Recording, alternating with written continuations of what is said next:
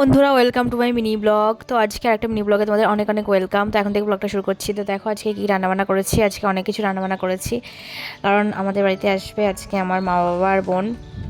সেই জন্য সকাল থেকে রান্নাবান্না করছি, আর কিছু রান্নাবান্না বাকিও রয়েছে।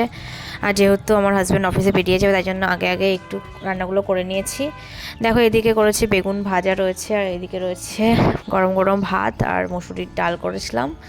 চাটনি তো রয়েছে, আর আজকে স্পেশাল আইটেমের মধ্যে রয়েছে চিকেন কষা আর ফ্রাইড রাইস, যেটা আমার অত্যন্ত একটা প্রিয় খাবার। কে কে তোমরা এই খাবারটা খেতে ভালোবাসো অবশ্যই কমেন্টে জানিও। তো আমার তো ভীষণ ভালো লাগে, মানে সব থেকে ফেভারিট খাবার বলতে পারো। আর এদিকে একটু স্যালাড কেটেও নিয়েছিলাম, পাঁপড়ও করা হয়ে গেছিলো। আর হচ্ছে ইলিশ মাছটা রয়েছে, সেটা এখন করছি। তো ইলিশ মাছ খেতে ভালো লাগে, কিন্তু অতটাও ভালোবাসি না, চিকেনটাই বেশি ভালো লাগে আমার। আর কে কে তোমরা ইলিশ মাছ খেতে ভালোবাসো তাহলে চলে আসো আমাদের বাড়ি। আর আজকে ইলিশ মাছের ঝোল বানাবো আলু বেগুন দিয়ে। তো তোমরা যদি কে কে খেতে চাও তাহলে অবশ্যই আমাদের বাড়ি চলে আসো।